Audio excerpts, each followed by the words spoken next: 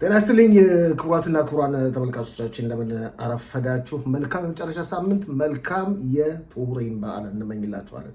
እስከ ፕሮግራማችን ፍጻሜ ከ2 ሰዓት ከሩብ እስከ 3 ሰዓት ከ30 ደቂቃ ድረስ አብራችሁን እንደምትቆዩ ተስፋለን። ተመልካቾቻችን ታጋቾችን ለማስለቀቅ የሚደረገው ድርድር በካታር ዶሃ እንደቀጠለ ነው። እስካሁን ድረስ አስታራቂ ሀሳብ አልተገኘም። እስራኤል በደቡብ ሊባኖስ የሚገኙትን 5 ምሽጎች አለ ጊዜ ገደብ በፍጹም እንደማትለቅ የመከላከያ ሚኒስትራችን እስራኤል ካትዝ ተናገሩ።